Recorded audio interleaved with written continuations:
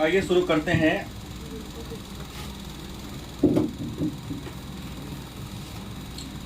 ₹1857 एक पुनरावलोकन। पाठ का नाम है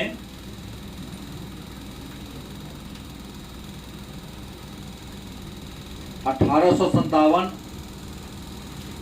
एक पुनरावलोकन।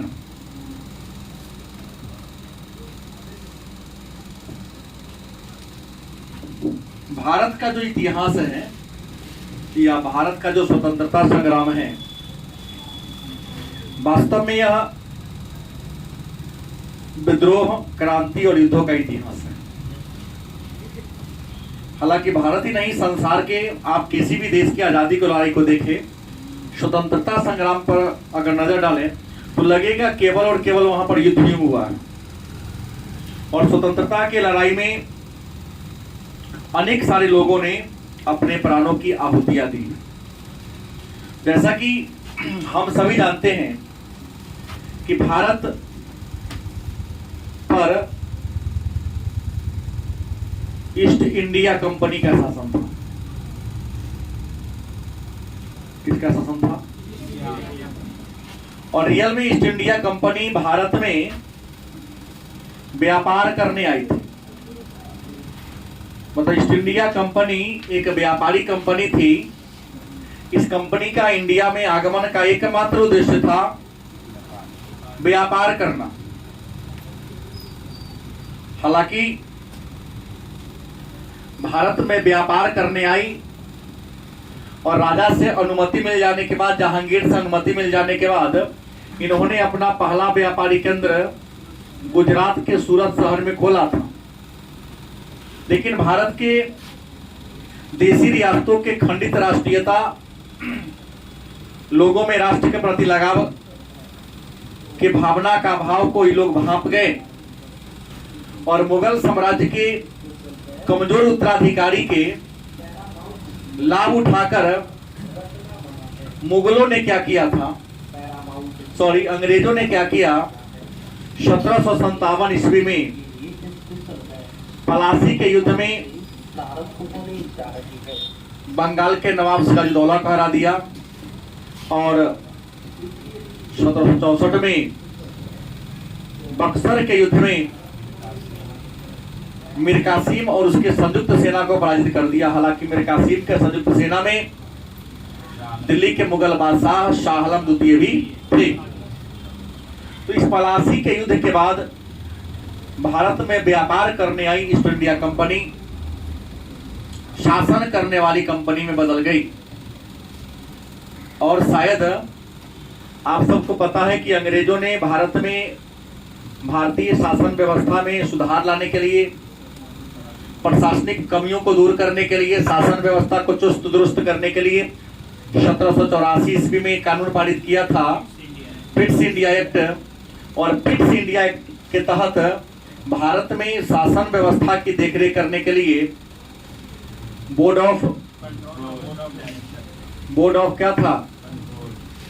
कंट्रोल, जो शासन को देखता था। और दूसरा कौन था? बोर्ड ऑफ डायरेक्टर्स, जो व्यापार को देखता था। राजनीतिक मामला और व्यापारिक मामला की देखरेख करने के लिए 1784 के पिट्स इंडिया एक्ट के तहत दो अलग अलग ऑर्डिनेंस बने थे, दो अलग अलग संस्था बना था। आपको बता दें, ईस्ट इंडिया कंपनी भारत में 1757 के पलासी के युद्ध के बाद व्यापार करना क्या कर दिया, शासन करना शुरू कर दिया था। मतलब ईस्ट इंडिया कंपनी कहाँ की कंपनी थी? इंग्लैंड की कंपनी थी। कहाँ की थी? जिसकी स्थापना 31 दिसंबर 1600 ईस्वी को हुई थी। और बता दूं, ये इंग्लैंड ने भारत पर अगर शासन की बात करें तो इंग्लैंड पर भारत ने लगभग 200 वर्ष कहते हैं, लेकिन सही बात है कि इसने 190 वर्ष तक क्या किया था? शासन किया था। लगभग 200 वर्ष लेकिन 190 वर्ष तक क्या किया था, शासन किया था। इस 190 वर्षों के शासनकाल को विद्वानों ने दो भागों में बांटा है। पहला कंपनी का शासन और दूसरा महारानी का शासन। महारानी का, आपको बता दें 1757 ईस्वी से 1857 ईस्वी तक भारत पर ईस्ट इंडिया कंपनी का शासन रहा और ईस्ट इंडिया कंपनी के शासन के देखरेख, शासन का संचालन करने वाली एक इकाई होती थी, एक काउंसिल होती थी, जिस काउंसिल के हेड को गवर्नर कहा जाता था। क्या कहा जाता था? भारत में कंपनी का शासन, ईस्ट इंडिया कंपनी का शासन कब से कब तक रहा? 1757 से। और कंपनी जब भारत में शासन व्यवस्था को शुरू किया तो कंपनी भारत के शासन व्यवस्था को देखरेख करने के लिए एक परिषद बनाया था। क्या बनाया था? परिषद, अंग्रेजी में काउंसिल कहते हैं। क्योंकि परिषद के हेड कौन थे? गवर्नर थे, इसलिए से कहा जाता था गवर्नर जनरल की परिषद। गलत से। दूसरी बात, 1857 में कारण क्या थे चर्चा करेंगे। ईस्ट इंडिया कंपनी के पॉलिसी से, उनकी सामाजिक, आर्थिक, धार्मिक, राजनीतिक नीति से भारत के लोग, देशी रियासत, मजदूर, किसान, यहां तक कि सेना परेशान हो गई और कुछ ऐसी घटनाएं घटी कि लोगों ने हथियार उठा लिया। बात समझ गए? और 1857 में विद्रोह हो गया। इस विद्रोह के बाद 1858 ईस्वी में एक अधिनियम पारित किया गया। इस अधिनियम के द्वारा भारत पर से ईस्ट इंडिया कंपनी के शासन को क्या कर दिया जाता है? समाप्त कर दिया जाता है। और ईस्ट इंडिया कंपनी के शासन को समाप्त करके भारत का शासन ब्रिटेन की महारानी के हाथ में चला जाता है और भारत के शासन व्यवस्था को चलाने के लिए इंग्लैंड के संसद के द्वारा कानून बनने लगा। तो 1858 से, हालांकि 57 ही कहा जा सकता है, 1857 से 1947 तक भारत पर किसका शासन रहा? महारानी का। और महारानी ने लगभग 90 वर्ष तक राज किया और कंपनी ने 100 वर्षों तक राज किया। महारानी भी जब सत्ता महारानी के हाथ में गया तो महारानी ने भारत की शासन व्यवस्था को चलाने के लिए एक नया पद का सृजन कर दिया। जैसे इन्होंने बोर्ड ऑफ डायरेक्टर और बोर्ड ऑफ कंट्रोल को क्या कर दिया? खत्म कर दिया, भंग कर दिया और यहां पर एक नया पद का सृजन किया। उसका नाम था भारत सचिव। हाँ, भारत मंत्री के पद का सृजन किया गया। कैबिनेट मंत्री का संसद का ना? हाँ, महारानी का था। ये भारत की मामला को देखरेख करते थे और भारत में शासन व्यवस्था की देखरेख करने के लिए, यहाँ के बिजनेस की देखरेख करने के लिए एक नया प्रतिनिधि को बहाल कर दिया। उस नया प्रतिनिधि का नाम दिया वायसराय।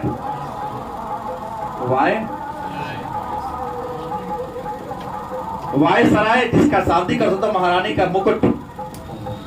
गवर्नर जनरल की बहाली या गवर्नर जनरल की जो नियुक्ति की बात करते हैं तो गवर्नर जनरल की नियुक्ति कंपनी के द्वारा, किसके द्वारा? कंपनी के द्वारा 5 वर्ष के लिए किया जाता था। लेकिन वायसराय की नियुक्ति महारानी के द्वारा 5 वर्ष के लिए ही किया जाता था। गलत से? कार्यकाल दोनों का बराबर था, काम वही था। अंतर यह था कि गवर्नर की नियुक्ति कंपनी करती थी, वायसराय की नियुक्ति महारानी करती थी।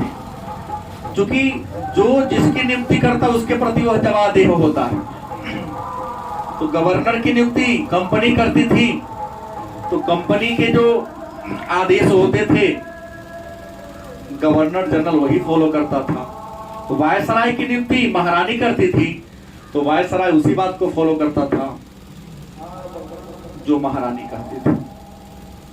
आगे चर्चा करो। आगे विषय वस्तु को बढ़ाने से पहले मैं कुछ गवर्नर जनरल के इतिहास के बारे में 2 मिनट में चर्चा करूंगा। जैसे भारत में कंपनी ने पहला जो गवर्नर को बहाल किया था वो था बंगाल का गवर्नर। बंगाल का, और बंगाल का पहला गवर्नर था रॉबर्ट क्लाइव। रॉबर्ट क्लाइव, गलत सही?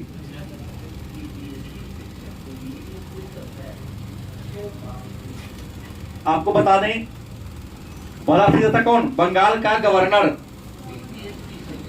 आपको बता दें 1773 में कानून बना था, नाम था रेगुलेटिंग एक्ट।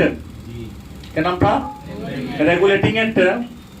इस बंगाल के गवर्नर के पद का को अपग्रेड कर दिया गया, उसके पद को ऊंचा कर दिया गया, पावरफुल और बना दिया गया।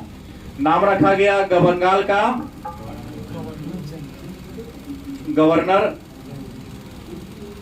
जनरल। और ये नहीं था, नाम था वारेन हेस्टिंग्स। Warren Hastings. हालांकि बंगाल के ये अंतिम गवर्नर और बंगाल के पहले गवर्नर जनरल थे। पुनः कंपनी नया एक ऑर्डिनेंस लाया, नया अध्यादेश लाया 1833 का एक राज्यादेश आया था। और 1833 के राज्यादेश के द्वारा बंगाल के गवर्नर जनरल का पद बढ़ा दिया गया, उसका नाम पड़ गया भारत का गवर्नर जनरल। और भारत का पहला governor general William Bentinck, Lord William Bentinck. नाम क्या था? Lord William Bentinck. वो तो अलग बात है, मैं इनके कार्यकाल को भी उपलब्धि नहीं पढ़ा रहा हूं। मैं गवर्नर कैसे कैसे चेंज होते गए उसके बारे में चर्चा कर रहा हूं, क्योंकि पूरे भारत का हो गया नहीं, यहां तक केवल बंगाल का थे। बंगाल के अंदर ही इसका पावर चलता था, क्योंकि ये भारत का हो गया तो संपूर्ण भारत में इनका दबदबा रहता था। और हर प्रेसिडेंसी में अपना एक एजेंट बहाल कर, जिसको सब लेफ्टिनेंट गवर्नर कहा जाता था, लेकिन मेन ये होते थे। पुनः मैं आपको बता दूं कि 1833 के बाद एक नया ऑर्डिनेंस आया था 1858 में। 1858 में सिपाही विद्रोह के तत्काल बाद, क्या जी, 1857 में सिपाही विद्रोह हुआ। उसके बाद क्योंकि कंपनी के हाथ से शासन छिना गया, तो 1858 का भारत शासन अधिनियम आया। इस अधिनियम के द्वारा भारत के गवर्नर जनरल के पद को खत्म कर दिया गया और उसका नाम पड़ेगा भारत का वायसराय। और भारत का पहला वायसराय लॉर्ड कैनिंग। कौन था? थोड़ा इसे और आगे बढ़ जाते हैं। अगर इसे थोड़ा और आगे बढ़े तो आप सबको पता है कि भारत को आजादी मिली थी भारतीय स्वतंत्रता अधिनियम 1947 के तहत। भारत 15 अगस्त 1947 को आजाद हुआ। लेकिन एक महत्वपूर्ण बात ये जानना है कि भारत को आजाद करने के लिए भी अंग्रेजों ने एक ऑर्डिनेंस पारित किया था, एक अध्यादेश लाया था, एक कानून बनाया था। तो अंग्रेजों ने भारत को जिस अधिनियम के द्वारा आजाद किया, उस अधिनियम का नाम था भारतीय स्वतंत्रता अधिनियम। क्या नाम था? भारतीय स्वतंत्रता अधिनियम। और भारतीय स्वतंत्रता अधिनियम 1947 इसी अधिनियम के द्वारा, आपको बता दें, भारत को अंग्रेजों ने मुक्त किया था। लेकिन भारतीय स्वतंत्रता अधिनियम पर इंग्लैंड की संसद में पार्लियामेंट ने हस्ताक्षर कब किया? तो 16 जुलाई को कब किया, और ब्रिटेन के राजा ने कब किया, 18 जुलाई को। वर्ष 47 होगा। तो ब्रिटेन के राजा ने 18 जुलाई को सिग्नेचर कर दिया। संसद ने भारतीय स्वतंत्रता अधिनियम पर 47 में आया। भारत को आजाद करने के लिए ब्रिटेन के संसद ने नया कानून पारित कर दिया, क्योंकि बिना किसी ऑर्डिनेंस का किसी कैसे फ्री कर सकते हैं। ये कोई घर गांव का तो कहानी थी नहीं कि चलो फ्री तुमको हम कर दिए। मुजवानी नहीं चल रहा था, क्योंकि जो 200 वर्षों से गुलाम बना के रखा था, अगर वो हम मुजवानी चलेगा तो काम चलने वाला नहीं है। तो 200 वर्षों से गुलाम बना के रखा था, तो भारतीय स्वतंत्रता अधिनियम 1947 में आया।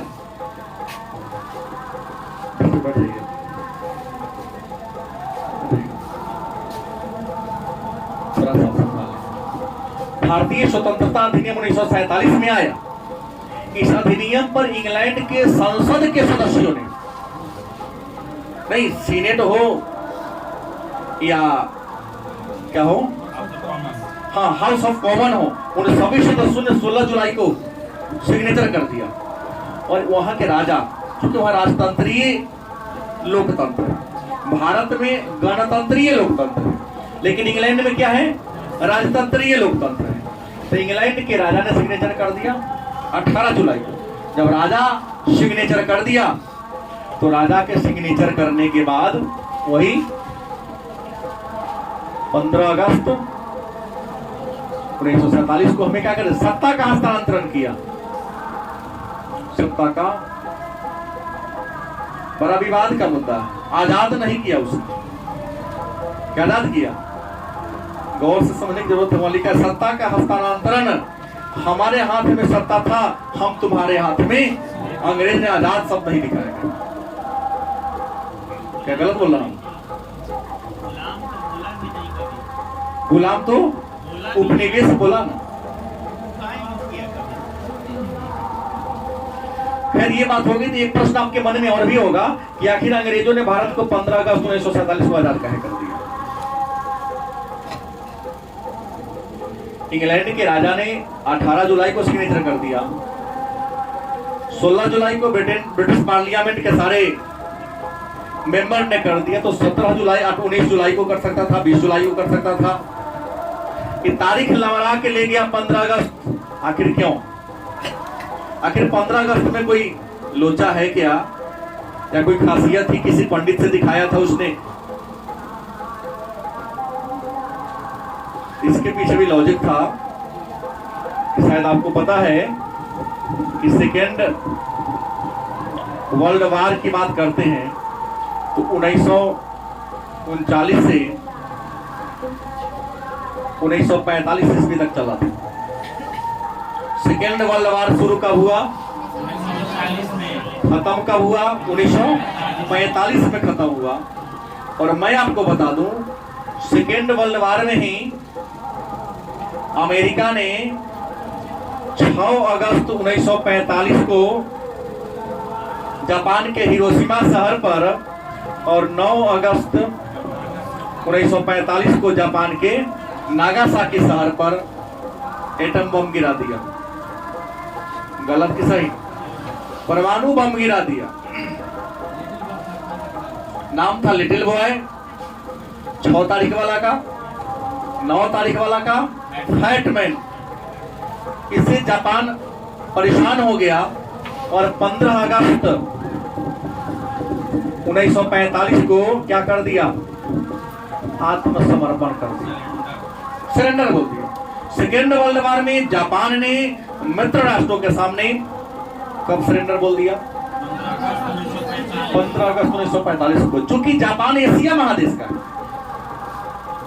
एशिया महादेश का साम्राज्यवादी देश, एशिया महादेश का सबसे विकसित देश जो भारत के पूरब में है, प्रशांत महासागर में, द्वीपीय देश है, उगते हुए सूरज का देश। यही लॉजिक लिया उसने कि 15 तारीख को तुम मेरे सामने झुमका तो 15 अगस्त को मैं तुमको उठा दिया, आजाद कर दिया। लॉजिक ये है, अन्य कोई लॉजिक यहां भी चाल चला। तब तो हरिशंकर परसाई ने व्यंग में एक नाटक लिखा था ठिठुरता हुआ गणतंत्र और भीगती हुई आजादी। नहीं, अंग्रेज बड़ी सोच के हमको सब कुछ किया। आजादी जिस दिन हम लोग मनाते हैं, शायद ही ऐसा कोई वर्ष हो जब उजला कुर्ता पैजामा शॉर्ट पैंट पर कीचड़ ना पड़ता हो, ना तो छाता लेके नहीं जाते हैं। क्योंकि विद्वान हरिशंकर प्रसाई लिखे, हिंदी साहित्य के बहुत बड़े आलोचक हैं, जिन्होंने कहा कि आजादी के दिन तो पूरा आजाद रहने की जरूरत है, लेकिन छाता का गुलाम बरसाती का गुलाम रहते हैं। और नहीं होगा तो कभी इतना कड़ाके की धूप रहेगा तो छाता सराइए देगा।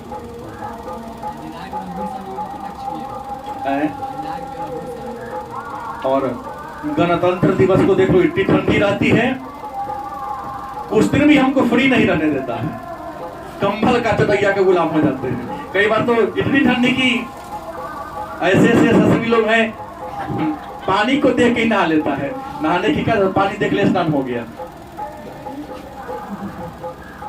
तो हमने चर्चा किया, उम्मीद है विषयांतर नहीं होया हूं, थोड़ा प्रश्न बताना जरूरी था। तो यहां नया एक पद आ गया, वायसराय लॉर्ड कैनिंग। आजादी मिली 47 में, लेकिन आजादी से पहले जो भारत का अंतिम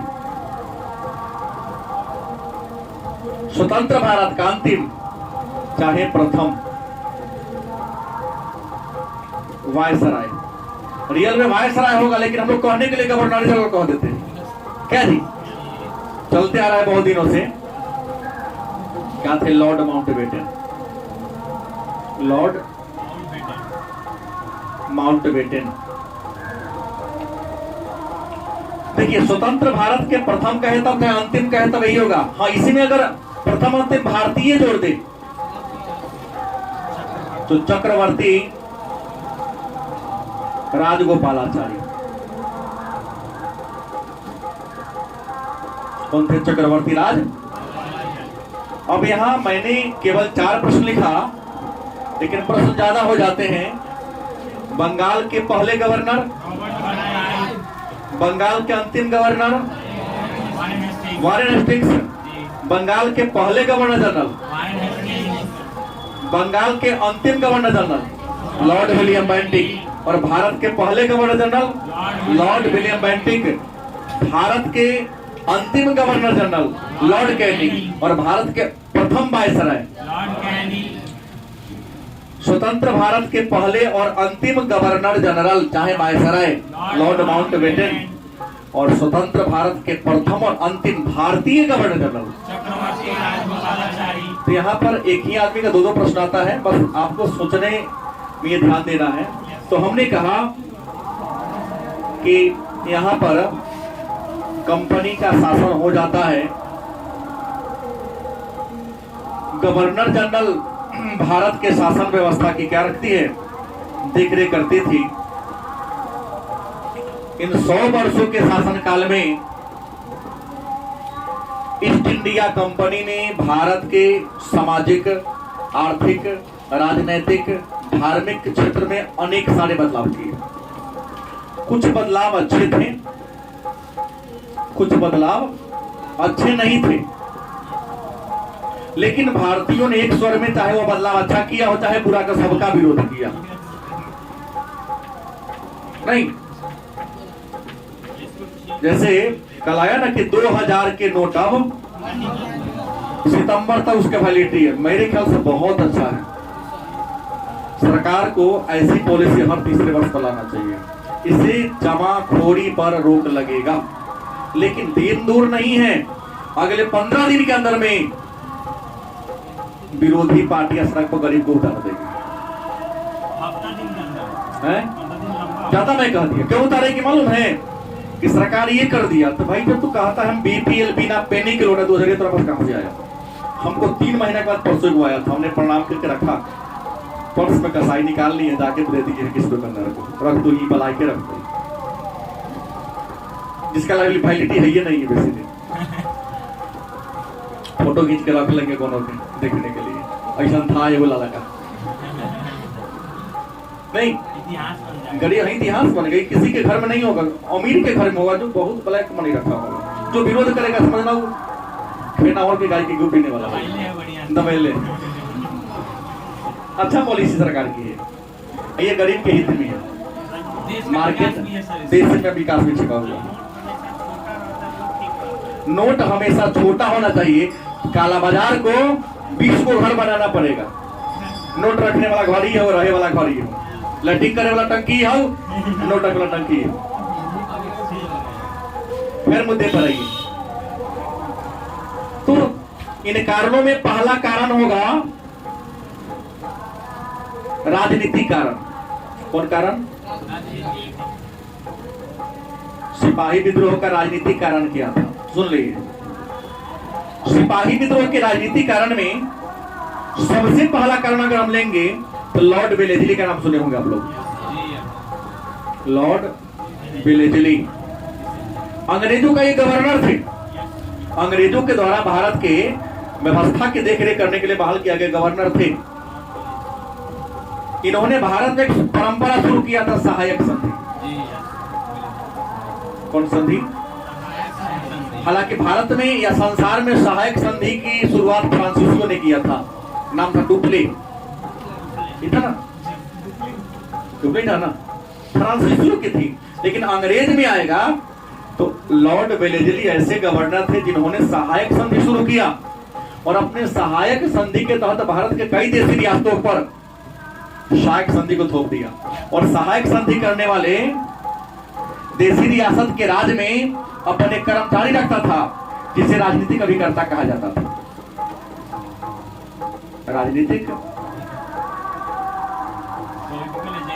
पॉलिटिकल एजेंट। लॉर्ड वेलेस्ली सहायक संधि शुरू किया और जो राजा सहायक संधि को स्वीकार करता उसके राज में एक पॉलिटिकल एजेंट, राजनीतिक अभिकर्ता, और वो राजनीतिक अभिकर्ता उस राज में रहता था। लेकिन एजेंट किसका था? गवर्नर का। तो सारा गुप्त सूचना इसको देता था।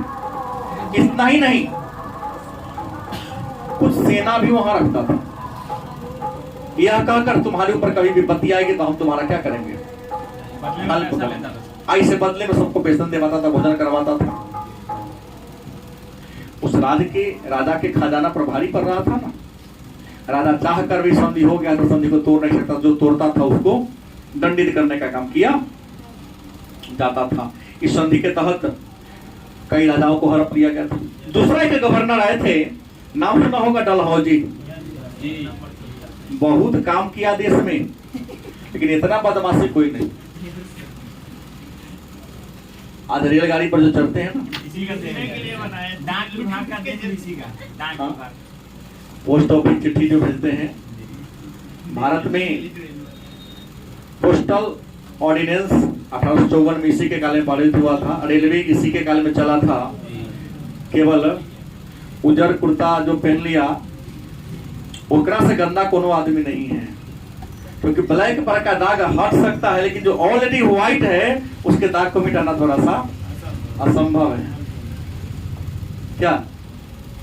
तो डलहौजी जिन्होंने रेलवे की शुरुआत किया, ये नहीं कि इंडियन को फायदा होगा, अपने लाभ के लिए कि दोना क्षेत्र में हम रेल जाएगा सब खदान लूट ले चल आएगा। सही, हम इसको उपलब्धि को नहीं, इसके कमी को यहां दिखाने के लिए विद्रोह को बढ़ाना हूं। इन्होंने हड़प नीति, कौन नीति जारी किया था? मतलब ये लगाता था कौन आरोप? कुशासन का आरोप। कौन आरोप? कुशासन, माने बुरा शासन। अरे तुम राजा हो यहाँ का, तुमको शासन करने आता था नहीं है, इसलिए तुमको राजा के पद पर से हटा रहे हैं, अब तो भाई राज को हड़प लेंगे। इन्होंने कुशासन के आरोप लगाकर या अपने हड़प नीति के तहत कई राज्य, सतारा, झांसी, नागपुर, अवध, संबलपुर, जौनपुर, क्या जी, आदि कई राज्यों को हड़प कर मुगल साम्राज्य में क्या कर लिया, सॉरी ब्रिटिश राज्य में मिला लिया था। आपको बता दें तो कुशासन के आधार पर, हड़प नीति के आधार पर कई राज्यों को मिला लिया। और इस हड़प नीति के तहत या कुशासन के आधार पर अवध के राज्य था, जहां के राजा थे वाजिद अली शाह, जनता में बहुत ही फेमस थे। उनको भी कुशासन का आरोप लगाकर राज्य से हटा दिया, कलकत्ता निर्वासित कर दिया। उनकी पत्नी थी बेगम हजरत महल, उनका बेटा था बिरजिश कादिर, उसके बाप को हटा दिया कि तुम्हारा बाप निमन से राज नहीं कर, तुम यहाँ राजा बन जाओ। अंग्रेजों ने अपने संरक्षण में बिरजिश कादिर को रखा। मैं बता दूं कि जब ये इनको हटाया जा रहा था, इनको वाजिद अली शाह को कलकत्ता भगाया जा रहा था, तो जनता ने अपने घर में चूल्हा नहीं जलाया। इसी जनता ने अपने घर में क्या किया, चूल्हा नहीं जलाया। क्यों नहीं जलाया? क्योंकि राजा बहुत अच्छे थे। लेकिन अंग्रेजों ने आरोप लगा दिया कि राजा क्या है, बहुत बुरा है। इतना ही नहीं, इस डलहौजी ने और एक लगाया था नीति, गोद लेने की प्रथा। गोद लेने की प्रथा समाप्त किया था। कौन प्रथा? गोद लेने की जो प्रथा थी, उस प्रथा को इसने क्या कर दिया, खत्म कर दिया। अब कहेंगे गोद लेने की परंपरा क्या होती है? तो गोद लेने की परंपरा का मतलब हो गया कि जैसे किसी राजा को अपना बाल बच्चा नहीं है, कोई अपना संतान नहीं, तो किसी राजा के पास अपना यदि संतान नहीं होता तो अपने किसी रिश्तेदार को अपना बेटा मान लेता, भतीजा हो, भांजा हो, और अपने मरने से पहले अपना पूरा प्रॉपर्टी उसके नाम से लिख देता। डलहौजी ने नियम बना दिया कि नहीं, तुम जब तक जिंदा हो प्रॉपर्टी तुम्हारी, और तुम्हारे मरने के बाद तुम्हारी प्रॉपर्टी हमारी। जिंदा हो प्रॉपर्टी तुम्हारी, मरने के बाद तुम्हारी प्रॉपर्टी हमारी। माने मेरा है सो मेरा है, तुम्हारा भी है सो मेरा ही है। उसमें बहुत ऐसे राजा थे, जैसे मराठों के अंतिम पेशवा बाजीराव द्वितीय, उनका भी अपना बेटा, पूरे मराठा के राजा थे वो। झांसी की रानी लक्ष्मीबाई, उनके भी अपना बेटा नहीं था, बेटा हुआ था, मर गया था। गोद ली थी एक बच्चा को, आनंद राव को नाम रखे, दामोदर राव, वो मानने से इनकार कर दिया। कहा था कि तुमको 5 साल का महीना हम देंगे। और बाजीराव द्वितीय का जो दत्तक पुत्र था नाना साहब बोधोपंत, उनको उत्तराधिकारी मानने से इनकार कर दिया। सबके मन में क्या था, आक्रोश था। इतना ही नहीं, सिपाही विद्रोह के समय मुगल वंश के राजा कौन थे? बहादुर शाह जफर। बहादुर शाह द्वितीय। सिपाही विद्रोह के समय मुगल वंश के राजा कौन थे? बहादुर शाह जफर। और अंग्रेजों के गवर्नर कौन थे? लॉर्ड कैनी। गलत से बहादुर शाह जफर और उसके वंशजों को डलहौजी ने घोषणा के लाल किला खाली करने का आदेश दे दिया था। भाई लाल किला शाहजहां ने बनवाया, मुगलों का अपना खानदानी घर था। क्या नहीं, तुम्हारे मर जाने के बाद तुम्हारे वंशज में रहने हम मेरा हो जाएगा। इंसान बर्दाश्त तब तक करता है जब तक कमजोर होता है या कोई मौका मिलता है तो तुरंत पलट देता है। बहादुर शाह कमजोर हो चुके थे, कुछ बोल नहीं रहे थे कि जब तक रहने दे रहा है कोई बात नहीं है। इतना ही नहीं, डलहौजी ने सिक्का से नाम और चित्र दोनों हटवा दिया था। जैसे आज गांधी जी का है ना कागजी नोट पर फोटो, सिक्का पर अशोक स्तंभ का है और भी कई देवी देवता का फोटो है। ऐसे ही मुगल वंश के राजा का नाम पहले जपता था, उनका चित्र पहले लगता था। अंग्रेजों ने क्या किया, सिक्का पर अपना, देखिए कहते थे ना अंग्रेज गवर्नर का सिक्का फोटो होगा जी। आप देखे नहीं, मैं तो नहीं, तो मैं देखा, हम भी देखे।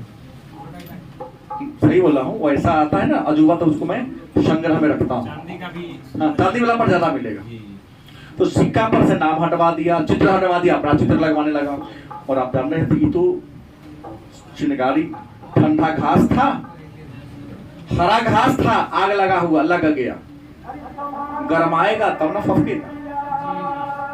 ये राजनीति कारण था सिपाही विद्रोह का। अब सिपाही विद्रोह के आर्थिक कारण की बात करते, कौन कारण? आर्थिक कारण। आप जानते हैं ना कि भारत को सोने की चिड़िया कहा जाता था। भारत क्या था? और पिछले क्लास में आप लोगों ने ही कहा कि सबसे पहले औद्योगिक क्रांति कहां हुई? औद्योगिक क्रांति कहां हो गई? इंग्लैंड में 1750 में। गलत कि सही? 1750 में इंग्लैंड में औद्योगिक क्रांति हो गई और कपड़ा बनता था कहां? मैनचेस्टर में। कहां? मैनचेस्टर इंग्लैंड का एक शहर है जो सूती वस्त्र के लिए फेमस है। गलत सही? उतना ही फेमस भारत में गुजरात का एक शहर है अहमदाबाद, जहां 67 को सूती कपड़ा का मिल है। बड़ा बड़ा छोटा गिनती नहीं होती। तो जो फेमस है सूती वस्त्र के लिए मैनचेस्टर इंग्लैंड का, उतना ही फेमस गुजरात का अहमदाबाद है। इसलिए अहमदाबाद को भारत का पूरब का बोस्टन भी कहा जाता है। मैनचेस्टर के मिल में जो कपड़ा बनता था कहां आता था? इंडिया में आता था। बात समझ गए? कोई सीमा शुल्क नहीं देता था। भारत के सामान पर वह सीमा शुल्क लेता था, लेकिन इंग्लैंड का सामान जो इंडिया में आता था उस पर कोई सीमा शुल्क नहीं लगता था। अब धड़ल्ले से बिकता था। अंग्रेज ने जब इंडिया आर्थिकरण के तहत इसकी 3 गो नीति थी। अंग्रेजों की आर्थिक नीति 3 भागों में बांटा गया है। पहला कि भारत के कपड़ा को इंग्लैंड के बाजार में प्रतिबंध कर दिया जाए, क्योंकि इंग्लैंड में औद्योगिक क्रांति से पहले पूरे विश्व के बाजार में भारतीय कारीगर के हाथ के बना हुआ कपड़ा ही बिकता था। 3 नीति अपनाया। पहला नीति में क्या था कि इंग्लैंड के बाजार में भारत के कारीगरों के हाथ के बना जो कपड़ा बिकता है उस पर क्या करो? प्रतिबंध लगाओ। प्रतिबंध क्या लगेगा? तो आयात कर बेसी लगा दो। क्या करो? आयात कर बेसी लगा दो। जैसे हम लोग डिज्नीलैंड में जाते हैं, डिज्नीलैंड छोड़ दो, मीना बाजार 2 रुपया फीस है, कोनो लड़का घूम गया। हम जिस राती बनेगा तो 100 रुपया एंट्री फी कर देगा। पुरुष का एंट्री 100 रुपया, महिला फ्री। जो पुरुष जाएगा ना ऊपर बाहर खड़ा रहेगा, क्योंकि मीना बाजार तो महिलाओं का बाजार है। तो घूम के तू चल लेगा।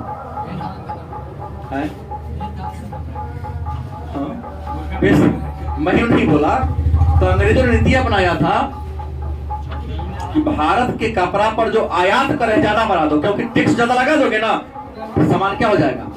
बहुत महंगा हो जाएगा। अब महंगा होगा तो बिकेगा नहीं, बिकेगा तो अपन कारीगर कपड़ा बनाना छोड़ देगा। दूसरा नीति था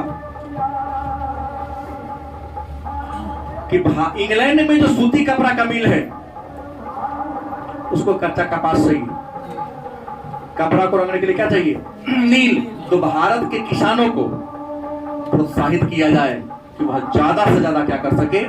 कपास की खेती कर सके, नील की खेती कर सके। और तीसरा नीति थी कि भारत के जो हस्त कलाकार थे, हाथ से सामान वाले जो कारीगर थे, किसी तरह से उनके कारीगरी को क्या करना? बंद कर देना। कितना को तो अंगूठा कटवा दिया, पिछला उंगली कटवा दिया, न रहेगा ना काम करेगा, क्योंकि बिना अंगूठा के आपका चारा उड़ी व्यर्थ है। ये 3 नीतियां के तहत आर्थिक नीति थी इनकी। सोने की चिड़िया कही जाने वाली भारत इस 100 वर्षों के काल में क्या हो गया? पूरा जर्जर बन गया। हाँ, ये टीन का हो गया। काठ तो कुछ ज्यादा भी टिकाऊ होता है, लेकिन टीन ज्यादा टिकाऊ नहीं होता है। तीसरा कारण था सामाजिकरण। कौन था? सिपाही विद्रोह के लिए सामाजिकरण भी था। कहोगे सामाजिकरण क्या था? तो मैं बता दूं कि हमने गवर्नर के बारे में चर्चा किया कुछ देर पहले। तो जो भी गवर्नर इंडिया में आया, अपने 5 वर्षों के शासनकाल में कुछ न कुछ व्यवस्था को बदला। जैसे भारत में मनमोहन सिंह पीएम रहे 10 साल, तो भी चेंज नहीं किए कुछ। अलग बात है पुराने होगा मैं नहीं जानता। जितना तानाशाही श्रीमती इंदिरा गांधी ने दिखाई, अभी तक तो कोई किया है ना करेगा। खुली जनता पर गोली चलवाने का आदेश दे देना, भीड़ जमा हुआ है, अचानक धारा 352 लागू करवा देना, घाटा बात है क्या? 75 की कहानी कौन नहीं जानता है? अनपढ़ होगा नहीं जानेगा कुछ नहीं हुआ था। नौजवान को पकड़ पकड़ के नसबंदी करवा देना कि जनसंख्या नियंत्रण होगा, तो उनका अपना संजय और वरुण अपना राजीव नहीं दिखा। जनसंख्या नियंत्रण भारत के लोगों से होगी, पहले करा देते संजय गांधी से, राजीव गांधी से करा देते कि वो भी तो बढ़ा ना।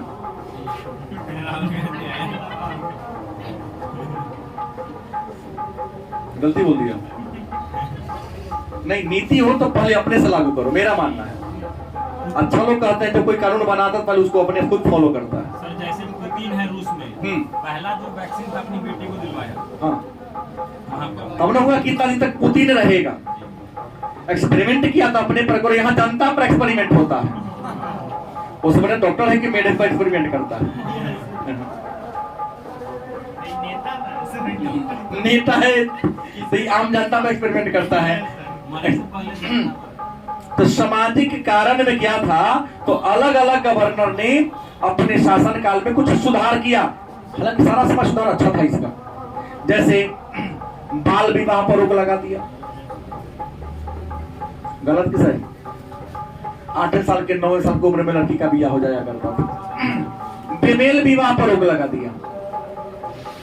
बेमेल विवाह माने बुझते हैं ना, लड़की 8 लड़का 78। ये बाबा पर पोता का रिश्ता और पोती का रिश्ता हुआ था जो बियाह चलता था। उसके बाद विधवा विवाह को मान्यता दिया। सती प्रथा को खत्म करवा दिया। गलत कि सही? अनेक काम किया सामाजिक क्षेत्र में अच्छा, लेकिन भारतीयों को अच्छा। जैसे विधवा विवाह को मान्यता दिया 1855 में, ईश्वर चंद्र विद्यासागर के प्रयास से लॉर्ड डलहौजी ने खत्म किया था। और ईश्वर चंद्र विद्यासागर के भी एगो बेटा बंगाल के पंडित जी थे, उन्होंने अपना बेटे के विवाह विधवा से कराया। और यहाँ तो नेता कानून बनाते हैं तो जनता पर एक्सपेरिमेंट करवा, तू कर पहले, हम थोड़ी करते। कि कानून गरीब के लिए ना होता है, अमीर के लिए थोड़ी ना होता है। क्योंकि किसी विद्वान आइवर जेनिंग्स ने कह दिया कानून तो धनवानों का रखेल है। सही बात वही है, पैसा वाले धनी लोग कानून के दायरे से, कानून से ऊपर है। कानून के अंदर हम लोग आते हैं कि जब जिसको जैसे जाके उठा के रख देगा अंदर। कौन कहता है अनुच्छेद 20 21 और 22 वाला लागू, कोई नहीं लागू होता है कि पुलिस बिना कागज देखा नहीं गिरफ्तार करके ले जाती है। विधवा विवाह ये कर दिया। सती प्रथा, पति के मर जाने के बाद पत्नी को जिंदा जलाने की परंपरा थी। गुप्त काल में यह परंपरा शुरू हुई थी। राजा राम मोहन राय के प्रयास से इस परंपरा को भी क्या कर दिया गया, भंग किया गया, तोड़ा गया 1829 में। भारतीयों को अच्छा, सबका विरोध किया भारतीयों ने। एक और कारण था, इसमें और भी था, स्त्री शिक्षा पर बल दिया था। भारत में स्त्रियों को पढ़ने का, उत्तर वैदिक काल से स्त्री की स्थिति में गिरावट आ गई। मैत्रायणी संहिता में स्त्री को श्राप से भी बुरा ही कह दिया गया। कुछ ऐसे भी ग्रंथ है, अब स्तब्ध सूत्र, उसमें तो ये लिखा हुआ कि स्त्री अगर धर्म ग्रंथ सुने तो उसके कान में शीशा गरम के रख दो, गरम करके रख दो, जीभ काट लो ताकि न रहे न पढ़े न सुने, लिख दिया। मैं इसको नेगेटिव नहीं पॉजिटिव बोल रहा हूँ, थोड़ा यहाँ मौजूद ये है। बड़े बड़े महापुरुषों संतों ने लिख लिया कि ढोल गवार शूद्र पशु नारी जी में समझदार ने किया अधिकारी। तो उनके पीछे कारण था, चरितार्थ होता है श्रीमान पर देखने पर। उसी महापुरुष ने लिखा कि अति वृष्टि तह फुटहि कियारी, अजी में स्वतंत्र तह बिगड़ही नारी। आज नारी को, लड़कियों को आजादी देकर बिगड़ने का पूरा हम देख रहे हैं, माहौल को देखा जा रहा है। इसलिए कुछ को जैसे लिखा पहले का लाइन कि ढोल गवार शूद्र पशु नारी जी में सब तारण के अधिकारी, यहाँ शूद्र जाति नहीं दिया, शूद्र के समान जो स्त्री है, पशु के समान है, उसको पीटना चाहिए कि चली पढ़ने लग के चल रहा। पता चला पापा पता है कि बउआ गई पढ़े, कोचिंग में पहुंचबे न कल के हैं। रिंग मान पर लड़कियां सिगरेट पीते हुए चल रही है। तो उस समय के लिए ठीक था। गोस्वामी तुलसीदास ने गलत नहीं लिखा कि कुछ दमकाते गमकाते रहो, भविष्य के लिए लिखा, तब सुधरता में रहेगा। नहीं तो ज्यादा वर्षा होगा, तारी टूटेगा, दूसरा खेत में पानी जयवे करेगा। फॉलो करना चाहिए जहां देखे। इसको अन्यथा नहीं लेना है। अपने दर्द को बोला हूँ, देखता हूँ तो तकलीफ होता है। हाँ, हम आपकी उम्र में होते तो हमको भी तकलीफ नहीं होती शायद, लेकिन हम जब पढ़े उस समय बात नहीं था। जो हमने नहीं देखा है, हमारे गुरुजी तो उठा उठा के पटाखे फूटते थे। मैं ऐसा हूँ, आपको मैं पढ़ा रहा हूँ, और आज के बच्चे बीए कर ले, उन्हें 9वां के भाई को नहीं पढ़ा रहा है।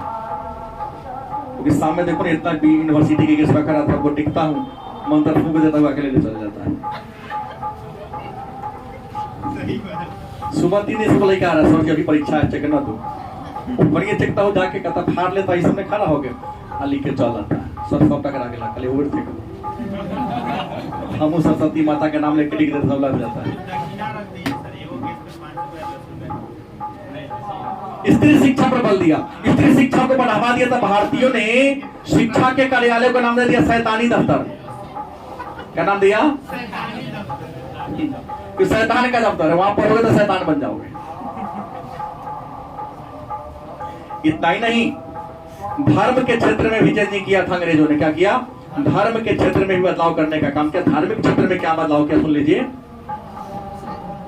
धार्मिक कारण भी था सिपाही विद्रोह का।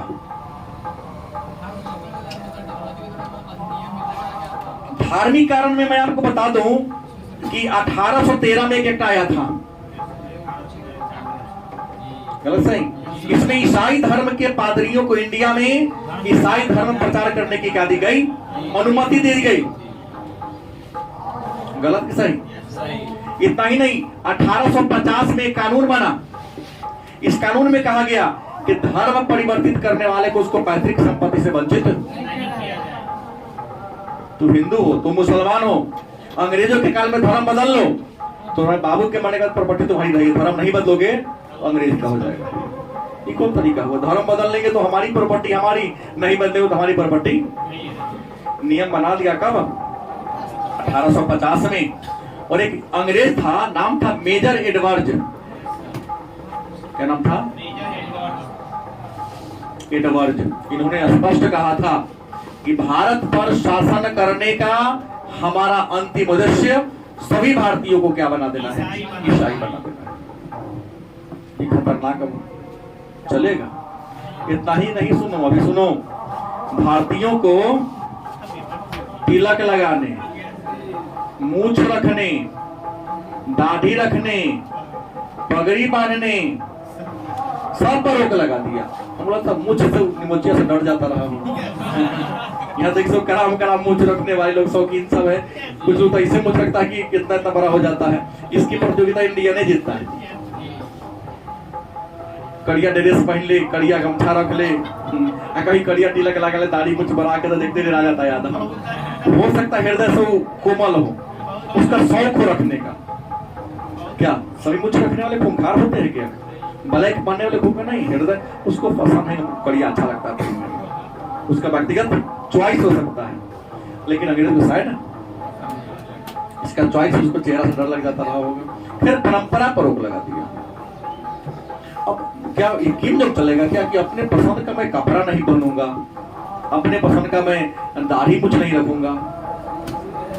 लोग इससे क्या था, कुंठित हो रहा था। इतना ही नहीं, छठा में आया एक मतलब सैनिक कारण। क्या था? सैनिक कारण।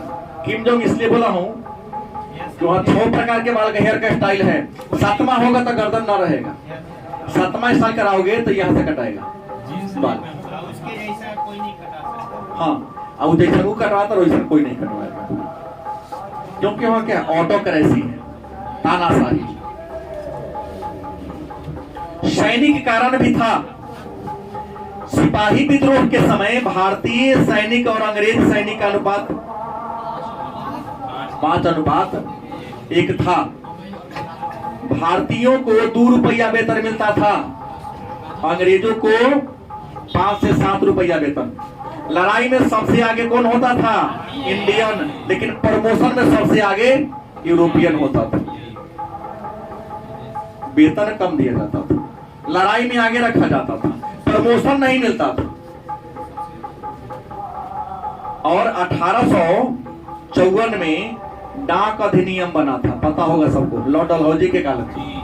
सिपाही जब पहले चिट्ठी अपना घर लिखता था ना, टिकट नहीं लगाना पड़ता था, लेकिन 1854 के डाक अधिनियम के द्वारा सैनिकों को भी टिकट लगाना क्या कर दिया गया, अनिवार्य कर दिया गया। मतलब जो निःशुल्क डाक सुविधा थी उसको क्या कर दिया गया, खत्म कर दिया गया। सेना में क्या आ गई, आक्रोश आ गई। इसी समय लास्ट कारण, जिसको तत्कालिक कारण कहते हैं, एक घटना घटी, उसका नाम था चर्बी वाला कारतूस।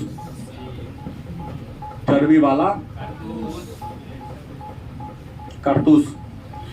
सिपाही विद्रोह के समय या उससे पहले 1856 से पहले विद्रोहियों को नया बंदूक मिलता था। बंदूक का नाम था ब्राउन बैस। क्या नाम था? लेकिन ये लोहा वाला बंदूक था, काफी भारी था, कई बार जंग पकड़ लेता था। तो कलकत्ता में एक बंदूक बनाने का कारखाना खोला था अंग्रेजों ने, उसका नाम था बुलिट शास्त्रागार। क्या नाम था? बुलिट शास्त्रागार। कहाँ है? यहाँ पे एक नया राइफल बना, नाम था एनफील्ड। क्या नाम था? इसका नली केवल था लोहा का, बाकी कथी का था? लकड़ी का। इसे हौला था। हुआ कि ब्राउन बाइस को वापस ले लिया जाएगा। क्या दिया जाएगा? एनफील्ड लाया जाएगा। यहीं पर एक घटना घट गई। बात समझ गए? अफवाह फैल गई कि जो इनफील्ड राइफल है उसमें जो कारतूस भराएगा ना, कारतूस माने गोली, उसमें गाय और सुअर की चर्बी, जो ना होता चिकनाई के लिए, गाय और सुअर के चर्बी का बना हुआ है। अफवाह फैला कैसे? तो वो गाड़ी के ड्राइवर था जो निम्न जाति का था, गर्मी का दिन था, आया एक नंद कुमार था पंडित जी, कहे भाई देखा पानी पियाओ। तो हम कभी ऐसा नहीं, दुआ का पानी ले लेगा, भेदभाव करेगा, यह ना चलेगा।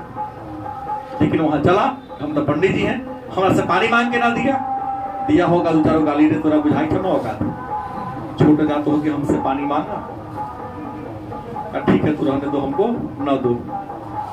कल बगल में था एगो लोटा रखा था, उसे पी लिया। समझो सो लोटवा के कर, वही पंडित जी के था। निकाला डंडा, दिया जुजार लाठी, एक एगो लोटा था, गरीब आदमी कहाँ से कर देंगे, छुआ गया हमारा लोटा। उसी ड्राइवर ने कहा था कि आज तुम्हारे लोटा से हम पानी पी लिए तो क्या हो गया, छुआ गया। कल एनफील्ड राइफल जो तुम बना रहे हो, जानते हो ग्रीस कथी का है? हम ही लाद के लाते हैं, गाय सुअर का चर्बी लगा के आता है, और उसी का ग्रीस बनता है और चिकनाई के लिए जंग न रखे लगाया जाता है। आगे की तरफ फैल गई। सबसे पहले कलकत्ता में, कहा? कलकत्ता में दमदम के सिपाहियों ने फरवरी 1957 में विद्रोह किया था कि ना, हम 1857 में विद्रोह के ना लेंगे हम। क्या जी? और इसी समय बैरकपुर छावनी के सिपाही थे कौन? मंगल पांडे। इनका सर्जेंट था मेजर हुसन। मेजर हुसन कहा कि तू ले लो, लेने से क्या कर दिया, इनकार कर दिया, बहुत दबाव डाला, क्या किया, नहीं लेंगे। मेजर हुसन को मंगल पांडे ने क्या कर दिया, गोली मार दिया। हालांकि सिपाही विद्रोह का प्रतीक चिन्ह था कमल का फूल और चपाती। सिपाहियों ने कहा था कि हम लोग विद्रोह 31 मई 1857 को शुरू करेंगे, लेकिन मंगल पांडे को 8 अप्रैल को क्या कर दिया गया, फांसी दे दिया। इसलिए विद्रोह 10 मई दिन कौन था, रविवार को प्रारंभ। विद्रोहियों ने अपना नेता बहादुर शाह जफर को मान लिया और अंग्रेजों का लिखा कैनिंग था। विद्रोह शुरू हो गया और अलग अलग केंद्र पर अलग अलग लोगों ने विद्रोह किया था। अब इसका परिणाम क्या हुआ, प्रभाव क्या हुआ, कल की क्लास में चर्चा करेंगे।